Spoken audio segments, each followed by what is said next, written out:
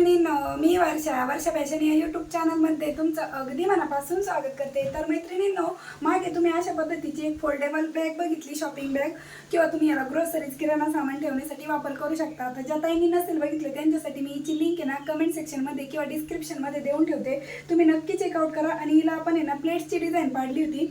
तर ज्या ताईंना आता ही पद्धत म्हणजे ही तर सोपीच पद्धत होती, पण आता एक वेगळ्या पद्धतीची बॅग डिझाईन आहे, मी ती ह्याच पद्धतीची आहे, फक्त एक वेगळ्या पद्धतीची मी शिवणार आहे। याची फोल्डिंगची ट्रिक एक वेगळी आहे आणि याच्यात आपण क्विल्टेड पीस नव्हता वापरला, याला आपण क्विल्टेड पीस वापरलेला आहे। म्हणजे सर्वात खाली अस्तर, मध्यभागी राईस बॅग आणि वरतून मेन फॅब्रिक असं क्विल्ट करून हा आपण एकच आयताकृती कपडा घेतलेला आहे। एवढेच कापडापासून आपण आजची जी बॅग डिझाईन आहे ना ती बघणार आहोत। तर चला जास्त वेळ न घालवता लगेचच व्हिडिओला सुरुवात करू। व्हिडिओ युजफुल वाटला, आवडला तर प्लीज प्लीज प्लीज व्हिडिओला लाईक करा आणि लाईक केल्यानंतर हाईपचे जे पॉईंट असतात ना ते पण देत चला। तर चला सुरू करूया आजच्या व्हिडिओला। तर मैत्रिणींनो, आजच्या आयडियासाठी आपल्याला फक्त एवढं एकच आयताकृती पीस लागणार आहे। वरती मी मेन फॅब्रिक ठेवून घेतलेलं आहे, मध्यभागी राईस बॅग ठेवून घेतलेली आहे आणि अस्तरसाठी एक कपडा ठेवून घेतलेला आहे। आता राईस बॅगचे जे माप असतं ते आपलं फायनल मेजरमेंट असतं। आता राईस बॅगची लांबी आहे इथे बघा 36 इंच आणि रुंदी आहे 28.5 इंच, म्हणजे 28.5 इंच। ठीक आहे, तर 28.5 बाय 36 इंचचा हा एक आयताकृती पीस आहे। आता यावरती मी तिरपे टिपा मारून क्विल्ट करते।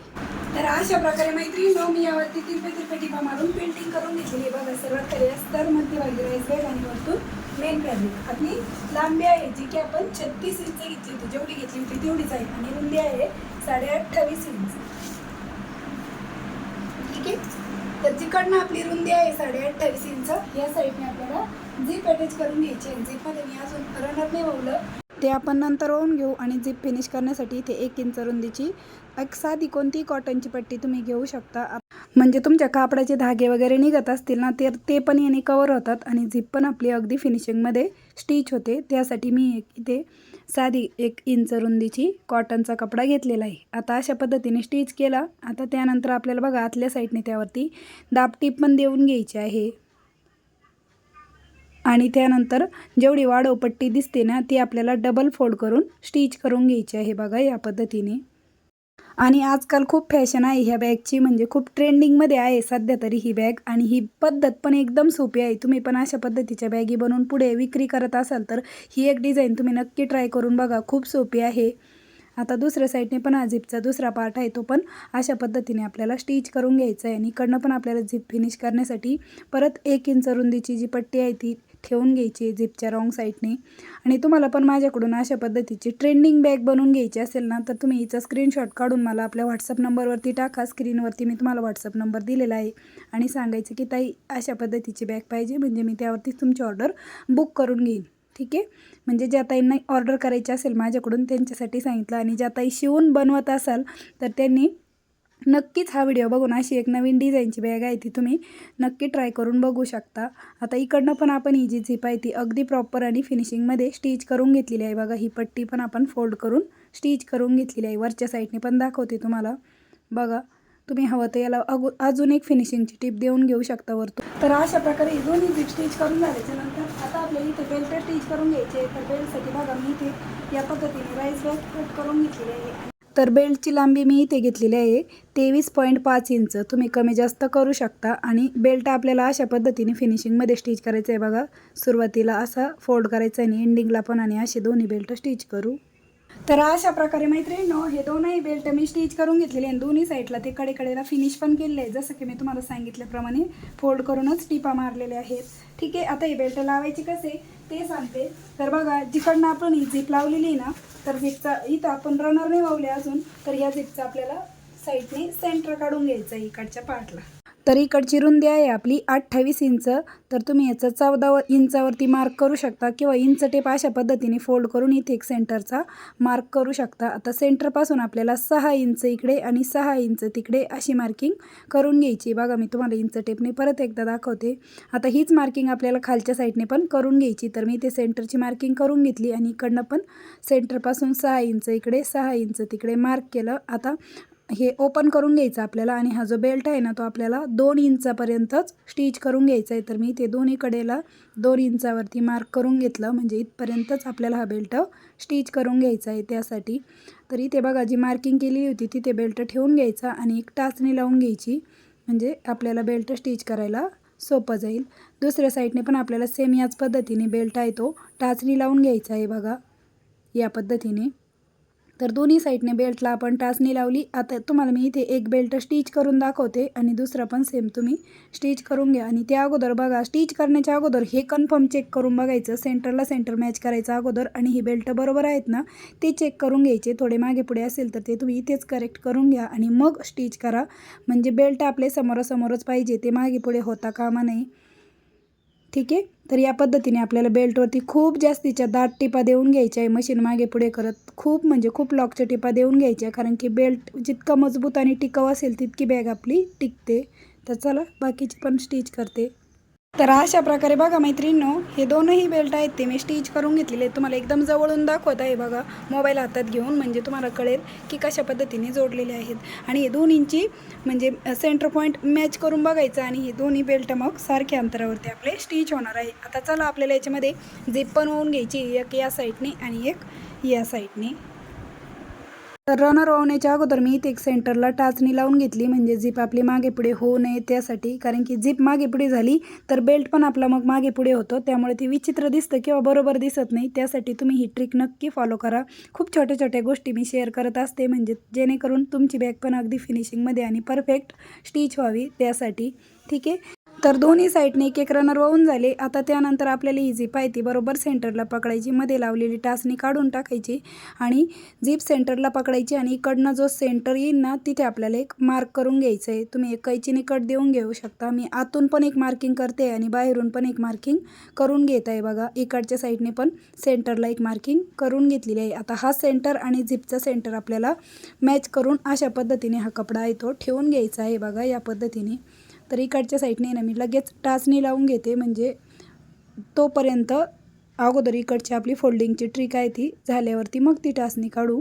आता बघा इकडनं जी ट्रिक आहे ना ही एक सोपी पद्धत आहे बघा. इथे एक मार्क करून घेतला. आता ही जी मार्किंग आहे ना ती आपली जिथे झिपचा पॉईंट आपण मार्क केला आहे ना बरोबर तिथपर्यंतच ही फोल्ड घडी आहे ती आली पाहिजे. आणि ही खूप सोपी पद्धत आहे फोल्डिंगची, आणि यामुळेच आपली बॅगीचा जो शेप आहे ना तो म्हणजे मोठी साईजची बॅग तयार होते ह्या फोल्डिंगमुळेच. आणि बघा खूप साध्या आणि सोप्या पद्धतीने एकदम डिटेलमध्ये दाखवत आहे, म्हणजे तुम्हाला नक्कीच ही बॅग शिवता येईल आणि खूप सोपी आहे. तुम्ही पहिल्यांदा जरी ट्राय केली ना तरी पण तुम्हाला जमून जाईल, इतकी म्हणजे सोपी आहे, काहीच अवघड नाही.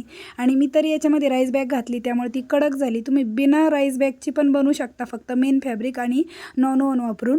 तर इकडनं पण बघा सेम त्याच पद्धतीने आपण ही फोल्ड आहे ती करून घेतलेली आहे. मी तुम्हाला सारखं सारखं ते वरती करून दाखवत आहे, म्हणजे तुम्हाला ती समजावी की जी फोल्ड घडी आहे ती आपण कुठपर्यंत केली, बरोबर झिपच्या सेंटरपर्यंत. आणि अशीच आपल्याला ही स्टिच करायची. आता इकडच्या साईडने आपल्याला ही फोल्ड करायला आहे ना काहीच अवघड जाणार नाही, कारण की आपली ऑलरेडीच तिकडनं फोल्ड आहे, त्यामुळे फक्त सुरुवातीला फोल्डिंग करताना अवघड वाटतं, इकडनं एकदम इझी होऊन जातं, खूप सोपं होऊन जातं.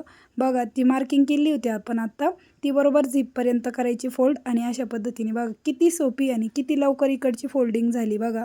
तिकडच्या बाजूने एक नंबर फोल्ड करताना थोडीशी म्हणजे तकलीफ वाटते किंवा अवघड वाटतं, पण ह्या साईडने करताना अगदी सोपं वाटतं, कारण की ऑलरेडीच आपली तिकडनं फोल्ड आहे कपडा, त्यामुळे इकडनं करताना अगदी म्हणजे एकदम सोपं जातं. आणि बघा ती जी मार्किंग होती ती बरोबर झिपच्या सेंटरपर्यंत करून घेतली आणि इकडनं पण अशा पद्धतीने ही फोल्ड आहे ती आपली करून झाली. बघा किती सोपी पद्धत होती. आपल्याला असं वाटतं फक्त सुरुवातीला अवघड असेल, पण जेव्हा म्हणजे करतो शिवतो शिकत जातो तेव्हा त्या गोष्टी सोप्या वाटायला लागतात. आता चला या दोन्ही कडा आपण अगोदर स्टिच करून घेऊया. आणि बघा इकडनं अशा पद्धतीने दिसत आहे तो फोल्ड केलेला जो पार्ट आहे तो. तर सुरुवातीला आणि एंडिंगला मी इथे मशीन मागे पुढे करत लॉकची टीप देऊन घेतली आणि ही प्लेट्स व्यवस्थित परत एकदा सेट केली टाचण्या काढून घेतल्यावर. इकडच्या साईडने पण आपल्याला सेम त्याच पद्धतीने हा पार्ट आहे तो स्टिच करून घ्यायचा आहे. आणि बघा झाली किती सिंपल होती. इथेच आपली 90% बॅग शिवून झालेली आहे. आता यानंतर आपल्याला आहे ना याच्यावरती फक्त पायपिंग करायची आणि एक इलास्टिक लावून घ्यायचं आहे. तर बघा ही 10 इंच राहिलेली आहे, इकडची पण सेम तेवढीच आहे बघा. ठीक आहे 10 इंच. आता याच्यावरती आपल्याला पायपिंग करून घ्यायची, पण त्या अगोदर आहे ना आपल्याला इथे एक इलास्टिक घ्यायचं आहे आणि हे आपल्याला याच्या रॉंग साईडने जिथे याचं सेंटर येते ना कोणतेही एका साईडने बघा इकडनं आपल्याला इकडनं मार्क करायचं आहे आणि इलास्टिकची लांबी मी इथे घेतलेली आहे 8 ते 8.5 इंच. तुम्ही 9 ते 10 इंच घेतली तरी चालेल, कारण की राईस बॅग घातलेली होती मी याच्यामध्ये त्यामुळे. आणि इकडच्या साईडने बघा आपल्याला इलास्टिक अशा पद्धतीने ठेवून स्टिच करून घ्यायचं आहे. तर अशा पद्धतीने इलास्टिक स्टिच झालं. आता त्यानंतर आपल्याला इकडनं पायपिंग करून घ्यायची. तर पायपिंगसाठी बघा मी इथे मेन फॅब्रिकच घेतलेला आहे आणि याची लांबी आणि रुंदी सांगते. तर याची लांबी आहे बघा 12 इंच आणि रुंदी आहे 4 इंच. पण रुंदी जरा जास्तच झाली होती, ती मला नंतर कट करावी लागली. तर बघा जिकडनं इलास्टिक लावलं आहे ना तिकडनं आपल्याला ही अशा पद्धतीने म्हणजे पायपिंगचा जो पार्ट आहे तो सुरुवातीला आणि एंडिंगला अर्धा इंच फोल्ड करायचा आणि इकडच्या साईडनेच ठेवून घ्यायचं आहे अगोदर, जिकडनं इलास्टिक स्टिच केलं त्या साईडने. आणि मग ह्या साईडने दोन्ही कडा अगोदर आपल्याला अशा स्टिच करून घ्यायच्या आणि मग जेवढा कपडा येतो असा फोल्ड करून आपल्याला इकडनं पायपिंग कंप्लीट करायची. पण इकडनं जास्त कपडा वाटला, मग मी तो कट केला आणि या पद्धतीने ही पायपिंग आपण कंप्लीट करून घेतलेली आहे. आता इथे एक मी करून दाखवली, आता अशीच पायपिंग मी दुसऱ्या साईडने पण करून घेत आहे बघा. आता इकडनं काही इलास्टिक लावायचं नाही आपल्याला, फक्त पायपिंग करायची. तर अशा प्रकारे मैत्रिणींनो दुसऱ्या साईडने पण मी ही जी पायपिंग आहे ती करून घेतलेली आहे. फायनली दोन्ही साईडने आपली पायपिंग तयार झालेली आहे. आता त्यानंतर ही फोल्ड कशी करायची बॅग ते सांगते. तर बेल्ट व्यवस्थित असे सेट करून घ्यायचे आणि त्यानंतर बघा अशा पद्धतीने आपल्याला ही फोल्ड आहे ती करून घ्यायची आहे. अगदी छोटीशी घडीची होते आणि हे जे आपण इलास्टिक घेतलं आहे ना त्याच्यामधून ते अशा पद्धतीने तुम्ही ती कुठेही फोल्ड करून ठेवू शकता अगदी इझिली. बघा खूप कमी जागेमध्ये तुमची ही बॅग आहे ती बसणार आहे आणि अशा पद्धतीने तुम्ही ती फोल्ड करून ठेवू शकता. आता मी तुम्हाला ही बाहेर काढून त्याच्यामध्ये सामान पण ठेवून दाखवते. आणि आपण इथे डबल रनर दिलेले आहेत बघा अशा पद्धतीची आणि खूप मोठ्या साईजची बॅग आपली तयार झाली. तर चला काही सामान ठेवते. तर मी तुम्हाला याच्यामध्ये काही किराणा सामान ठेवून दाखवत आहे. तुम्ही याच्यामध्ये कपडे ठेवू शकता, म्हणजे प्रवासी बॅग म्हणून वापरू शकता. त्याचबरोबर ग्रोसरीज किराणा सामान वगैरे आणण्यासाठी पण या बॅगेचा तुम्ही वापर करू शकता. आता बघा किराणा सामान ठेवलं तरी जागेत म्हणजे बॅगेत भरपूर स्पेस शिल्लक होता, त्यामुळे मी इथे जेवढे माझे कपडे हाताशी येईल ते ठेवून घेतले. तरी पण अजून जागा शिल्लकच होती. अजून पण आपली स्पेस भरपूर शिल्लक आहे, वरती भरपूर जागा मोकळी आहे. तर मी इथे तुम्हाला थोडंफार सामान आहे त्याच्यामध्ये ठेवून दाखवलं. आणि त्याचबरोबर आपण इथे डबल रनर दिलेले आहे, त्यामुळे खूप दिवस टिकणारी आपली ही बॅग आहे ती बनवून तयार झाली. तुम्ही हिचा बघा ट्रॅव्हल बॅग म्हणून वापर करू शकता, किराणा सामान वगैरे आणण्यासाठी पण वापर करू शकता आणि शोल्डरला पण कॅरी करू शकता. एवढे मोठे बेल्ट मी याचे दिलेले आहेत बघा. तुम्हाला शोल्डरला पण कॅरी करून दाखवत आहे. अशा पद्धतीची आपली ही खूप सुंदर अशी बॅग आहे ती बनवून तयार झाली फोल्डेबल. ही अगदी साध्या आणि सोप्या पद्धतीने. आणि अजून पण याच्यामध्ये तुम्ही भरपूर सामान ठेवू शकता. बघा खूप स्पेस आपला रिकामाच आहे. मी भरपूर नाही ठेवलं, कारण की जेवढं घेतलं होतं ठेवायला तेवढं पण ठेवलं, तरी पण जागा शिल्लकच आहे भरपूर. बघा खूप सारी जागा आपली याच्यामध्ये शिल्लक आहे. तुम्हाला दिसत असेल, कळत पण असेल. तर मैत्रिणींनो नक्कीच तुम्हाला आपली आजची बॅग डिझाईन आहे ती आवडली असेल, व्हिडिओ युजफुल वाटला असेल तर प्लीज प्लीज प्लीज व्हिडिओला जाता जाता लाईक करा, शेअर करा आणि असेच नवीन नवीन युजफुल आणि युनिक व्हिडिओ बघण्यासाठी आपल्या वर्षा फॅशन चॅनलला नक्की सबस्क्राईब करा. तर भेटूया पुन्हा नेक्स्ट व्हिडिओमध्ये. तोपर्यंत bye bye. Thanks for watching. Shri Swami Samarth. जय जिजाऊ, जय शिवराय. आणि ज्या ताईंनी ही अगोदर शिवलेली बॅग डिझाईन नसेल बघितली त्यांच्यासाठी हिची पण लिंक मी तुम्हाला आजच्या व्हिडिओच्या कमेंटमध्ये देऊन ठेवते. आणि ही पण याच पद्धतीची आहे, पण आत्ता जी शिवली ना आपण ती बॅग सगळ्यात मोठ्या साईजची तयार झालेली. बघा ही खूप मोठ्या साईजची आणि ही जरा मिनिमम साईजची होती. तशी भरपूर मोठी आहे, कारण की सामान ठेवल्यावरच तिचा शेप आहे तो कळतो. आणि ही पण फोल्ड करूनच ठेवू शकता तुम्ही कुठे, आणि ही पण फोल्डेबलच आहे. Bye bye.